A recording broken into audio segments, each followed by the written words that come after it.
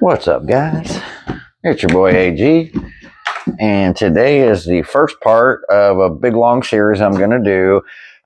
This is geared more towards the clients that are purchasing my colonized grain bags. This is basically a start to finish series of videos that will show you everything you need to do, including a little few tips and tricks. That you'll need to do after you'll need to do this obviously right after you purchase while you're waiting for your bag to be fully colonized. Let me get this guy over here real quick. You'll want to do this first, obviously, but I'm going to do basically a rundown from the very beginning of building a monotub like we're doing today, to shredding it, to harvesting. When I build my monotubs, I'm a set it and forget it type of guy. I really don't have time to sit and fan a bunch of tubs all day. It just is not in the cards, and it's just not feasible. So I've basically, through trial and error, have worked out the placement and the amount of holes that are needed and the size of holes needed to basically set these and forget these.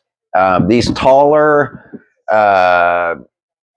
monotubs, these are specifically used for natalensens. I always pronounce that weird. You can see they're like 2 inches taller than the regular 27 quart tubs that I use. Because gnats grow super tall, I find that these guys, man, really, no matter how far them shits stretch, like these guys will really hold them, no problem. So on every single tub, you'll see a line. It's like the mold line where I don't know, it's either where the form, when it comes in to press it, something that just leaves a little border, and it's usually like 2 or 3 inches from the bottom. Now, I always use that line as like my starting point, or my point of measurement. So what we're going to do, you got to remember, I use about 2 pounds of grainspawn, and I do about a 2-to-1, a little less than 2-to-1, about a 1 to 1.75 ratio. And that's going to come up, that's going to give you about a 3-inch block, give or take, a half inch or so. So, you got your line right here, and, you got to figure you're probably going to be a good inch above that, maybe even a little more. And it's okay. Obviously, you're just getting into this. So, I know exactly how many handfuls is going to make it, to the exact line of the holes that I've drilled, just because, from so much repetition.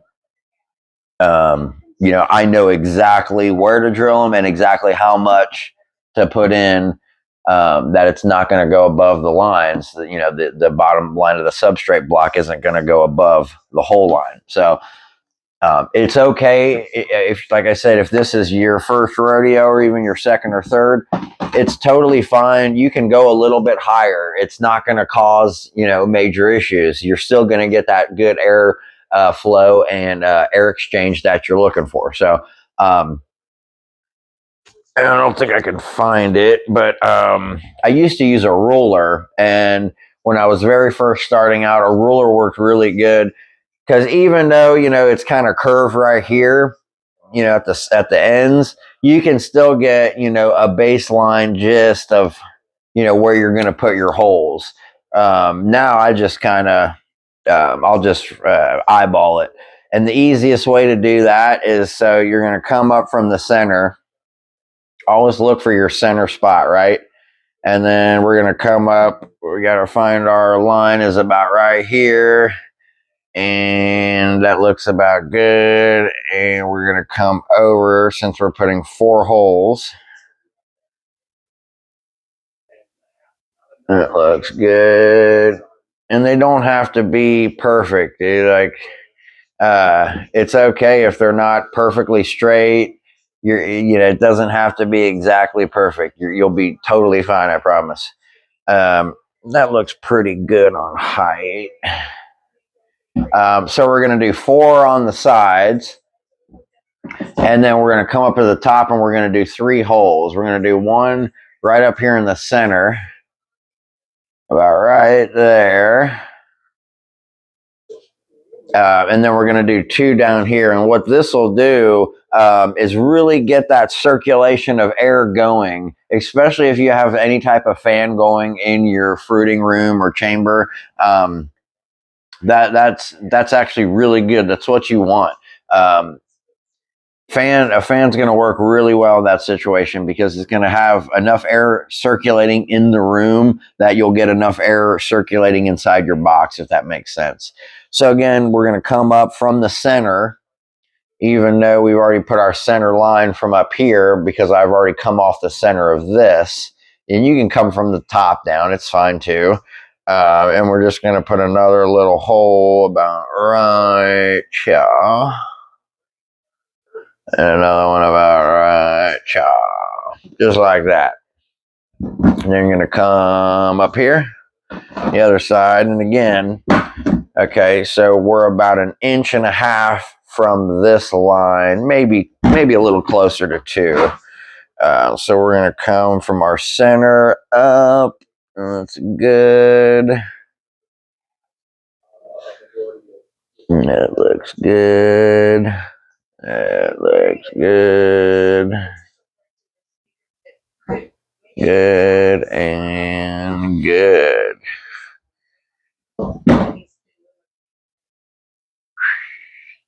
Let's see here. We're down below that line, just below that guy. See, and again, you can always find points of origin. So you got another line from where the mold pressed in, and on the other side, we're just below it. So you can usually, get within a centimeter or 2. It's not too hard to, to judge your distance.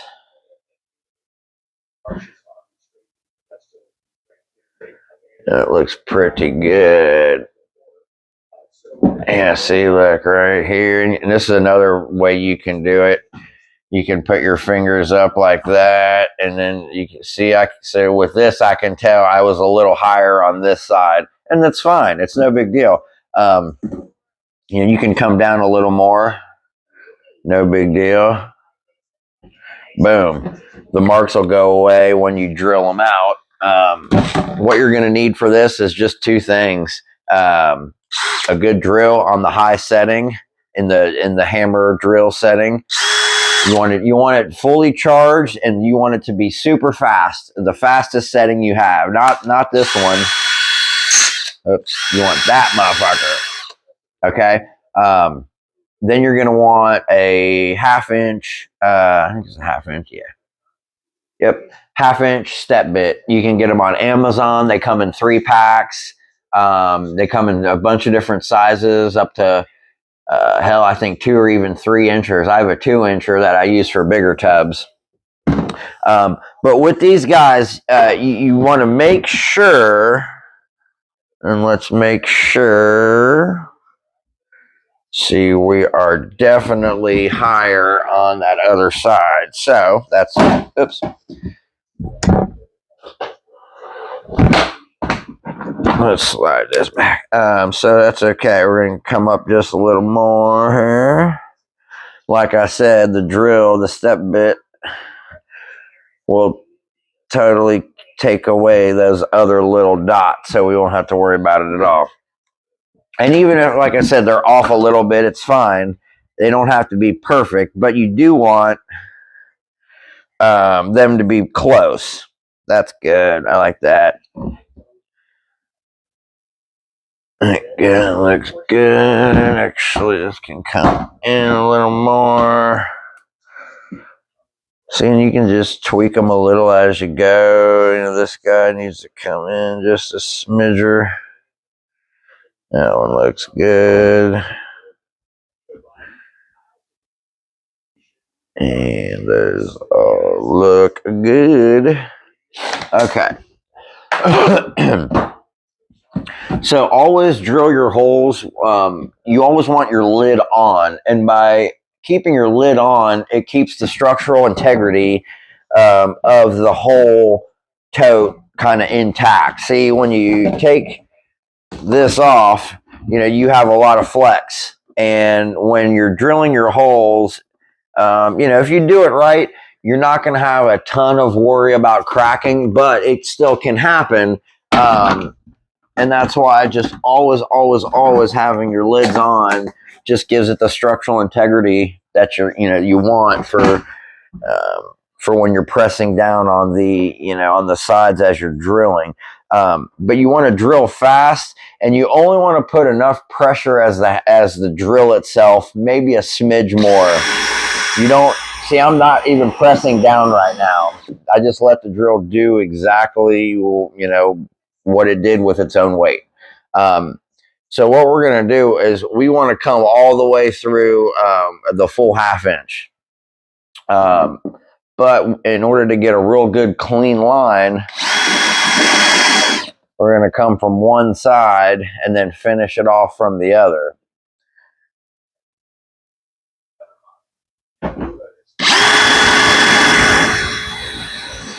And by letting the drill do its thing just by its own weight, you won't have to worry about any cracks at all.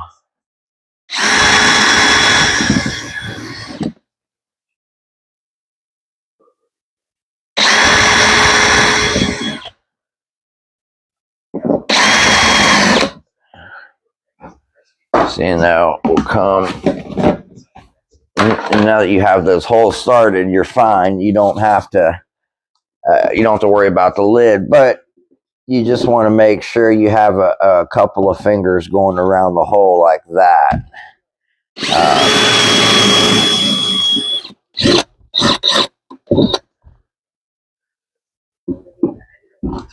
And it should give you a nice, good, clean hole. You know what? I'm an idiot. I got the wrong bit in. Sorry about that. So I needed to use my 1-inch bit. I'm losing it. Okay. That halfies works really good for when I make my PP5 lids. My PP5s for liquid culture, and when I do grainspawn jars for clients, they work really well. But we're still going to actually use this guy to go ahead and start our holes. Because of that big 1-incher, let's see, we wanted to come down, didn't we? Because that 1-incher,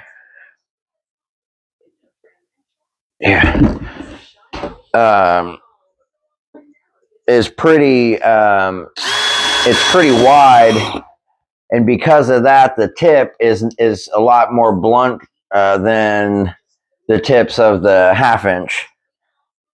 So always getting a hole started with them is going to definitely ensure that you're not going to crack your tub, because you do have to press a little harder with those bigger bits, just because it's just physics, man. Okay.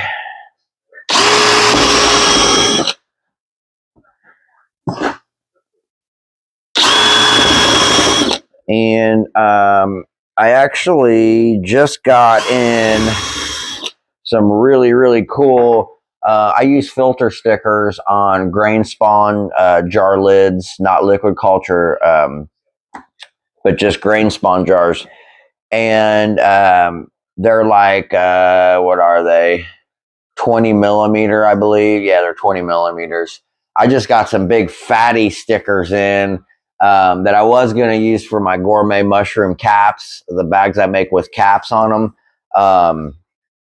But they're a little bit too big and they won't fit. So I'm going to do another video on making a bigger monotub with bigger holes. That way you guys can see how I do it with the bigger step bit. That's even bigger than this. I think it's a 2 or 3 inch step bit. And those stickers will work freaking perfect, man, for those holes. Okay, this plastic is actually it's not. I forgot where did I get this at? I think I got this at Lowe's. It's super soft. It's a lot softer actually than the plastic of those totes I get from Walmart. So you don't have to. I didn't have to come from the other side on these at all. Usually that harder plastic, it'll leave a little bit of roughness. Then you want to come back from that other side to you make sure shit's nice and smooth and looking clean. Okay. And lastly, and see how I was saying the drill bit takes those other marks right away. So if you're within an inch, obviously, you're not going to see it because it's going to drill it away the second you do that. So.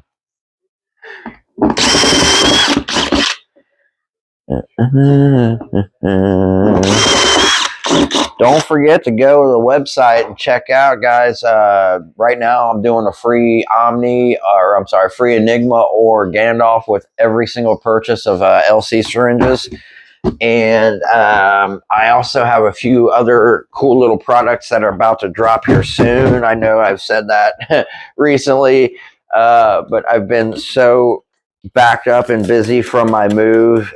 This move has kicked my ass, and oh God, I can't catch up. I just can't do it. Like I got orders coming from my online store, and obviously those are priority because those people have already paid. So, my other clients, I am trying to put off and having them be as patiently, as possible and be really nice and wait very patiently and, which they are. It's just, I just feel like I can't catch up at all, dude. Okay. So what I like to do is just come back around with my finger.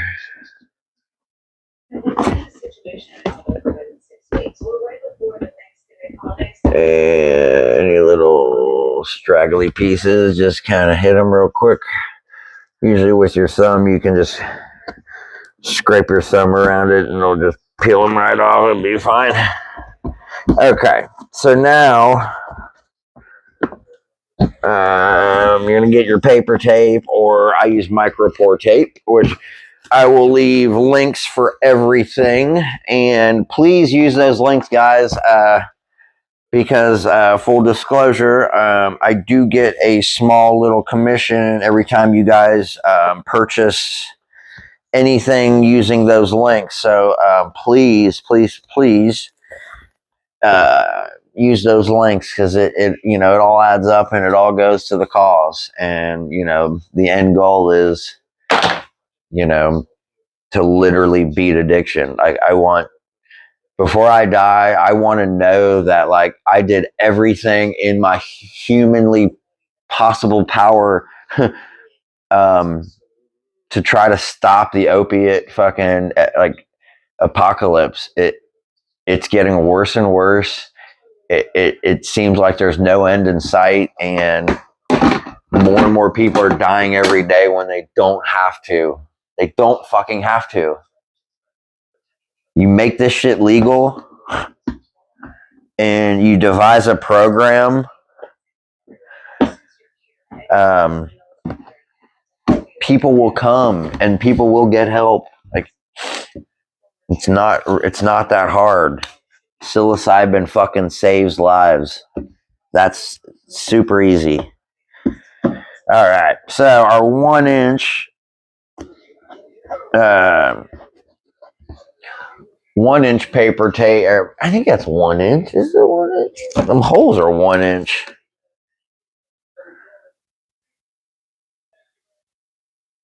So they're like 1 1/4 technically, but I think it's just 1 inch. But it's perfect enough.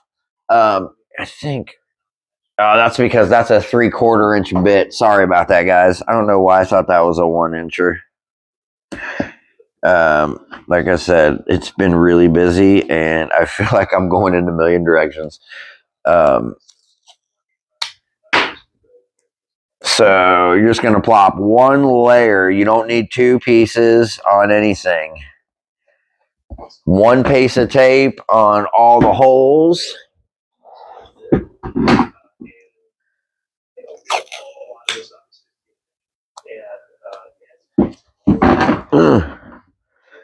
And then in part 2, we're going to be shredding a grain bag, not to this specific tub, but to another one, a 27 quart. I use the mostly 27 quarts. I like them because they're not too big. They're easily stowable and stackable. They're easily managed. I just find them to be easier than the bigger tubs. But, run any size tote you want. But I will say, the bigger tub you get into, the more possibilities for contamination, risk of loss, risk of losing it all. From that contamination, you can cause an outbreak of contaminations in your whole house, lab, whatever. So anytime you can do anything to mitigate the chances of a contamination in the first place, that's what you should do.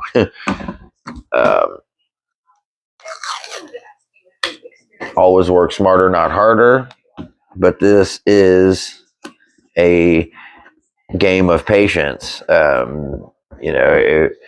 If you're not a patient person, you have to get your shit ready to be, because being impatient will get you nowhere but bad results in this game right here. Rushing shit does nothing but fucking fuck shit up. I have a lot of clients, and I love all of y'all to death. You guys are literally the reason why I do what I do, and your support is the reason why I'm able to do it. But a few of y'all, man, you order bags and you freaking hit me up like a week or 2 later. Like, come on, man. Grain bags take anywhere from 4 to 6 weeks to be fully colonized. To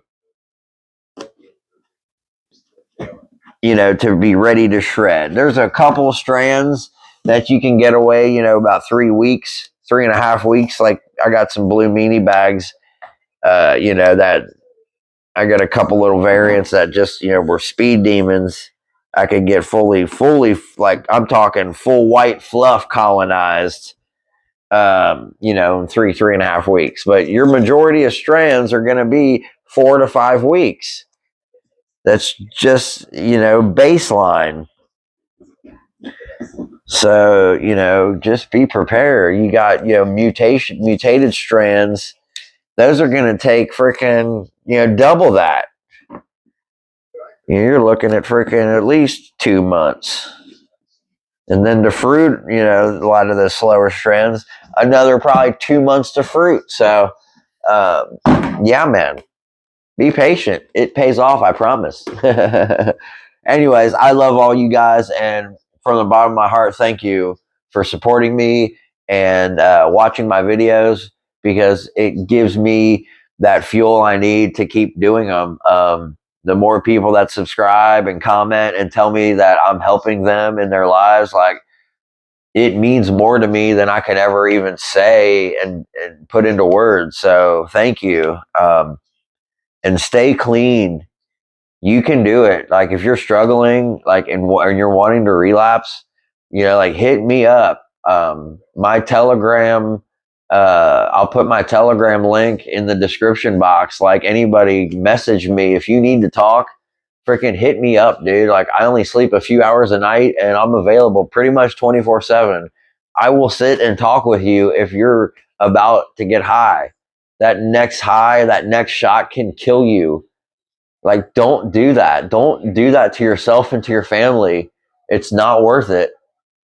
One fucking high isn't gonna fucking, it's not gonna do anything but make your situation worse. Don't do it, man. That's all I gotta say. Just don't do it.